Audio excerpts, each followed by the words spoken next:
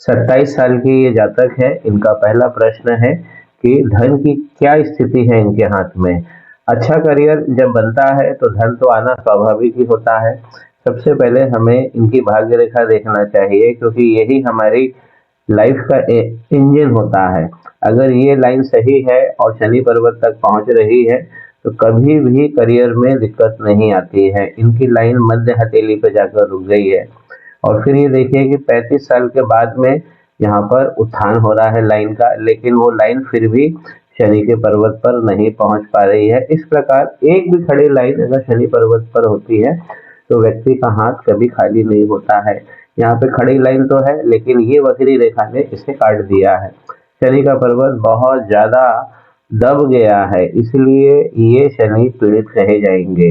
वक्री रेखा का आना और उस पर आइलैंड भी बन जाना, तो ये उस गहनता को, उस नेगेटिविटी की गहनता को और ज़्यादा बढ़ा देता है।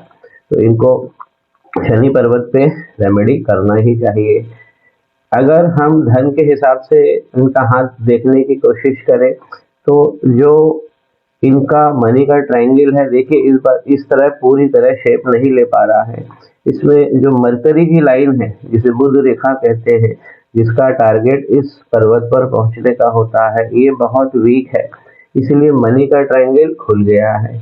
शनि पर्वत पर ये सब जो पीड़ा आ रही है, उसी के कारण यहाँ पर भी पीढ़ा दिख रही है और मनी का ट्रायंगल खुल गया है। यहाँ दूसरा मणिबंध हमें हमेशा देखना चाहिए। ये एक अच्छा करियर और जीवन को संतुलित करने वाला कहा गया है। लेकिन यहाँ पर देखिए एक तिल भी है और यहाँ पर स्पॉट भी आ गया है।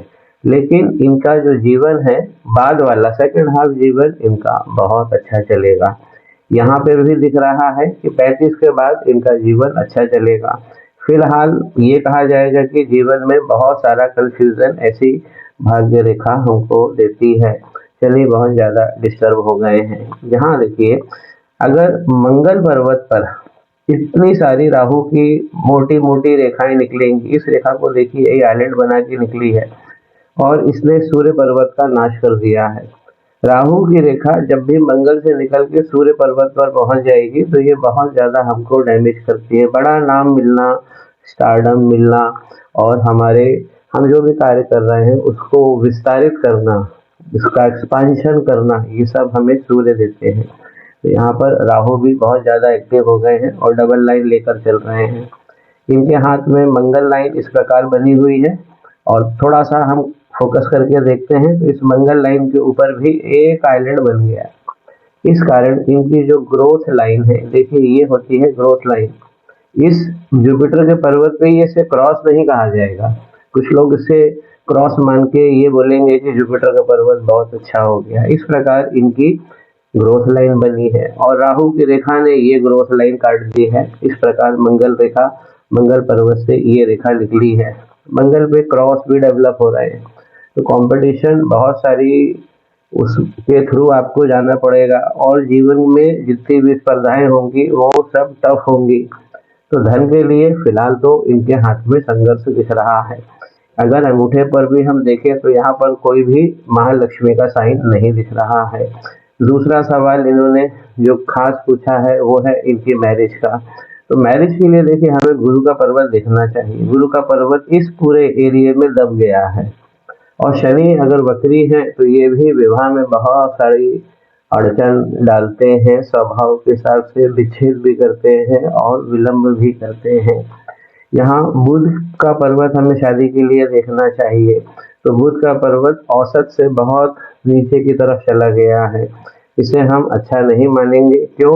यहाँ पर जो इनकी मैरिज की लाइन है, इस प्रकार मैरिज की लाइन बनी होनी चाहिए, एक हो चाहे दो हो चाहे तीन हो, लेकिन ये मैरिज की लाइन इस प्रकार ऊपर चली गई है। निकली तो है, ओरिजिन हो रहा है यहाँ पर और यहाँ पे स्पॉट बन रहा है, इसके बाद ये ऊपर चली गई है। तो मैरिज में निसंदेह प्रॉब्लम आएगी। जुपिटर का दबना और मरकरी की लाइन विवाह रेखा का ऊपर चला जाना। तीसरा मणिबंध देखिए हाथ में नजर नहीं आ रहा है, क्योंकि तीसरा मणिबंध अगर बना होता है तो ये हमारी सेक्स लाइफ को बहुत अच्छी तरह चलाता है, उसे संतुलित रखता है।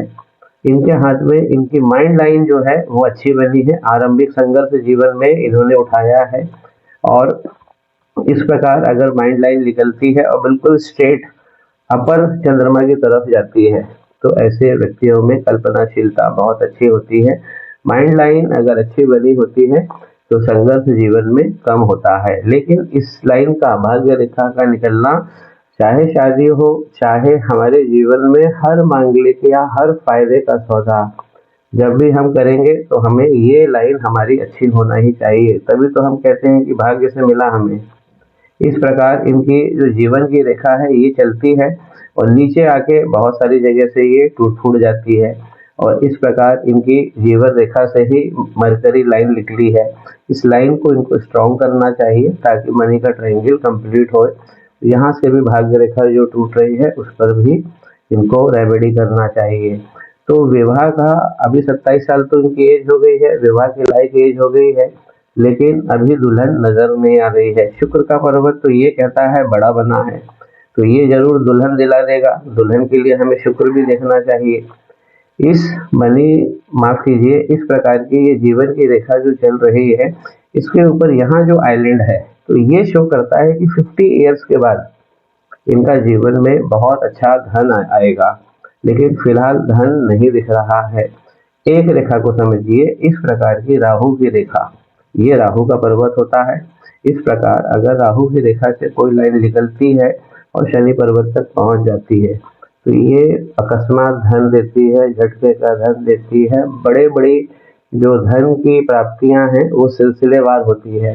ये लाइन भी वीक हो गई है, देखिए जहाँ तक चली है आइलैंड बना है, यहाँ पे एक राहु की ही रेखा ने इसे काट दिया है।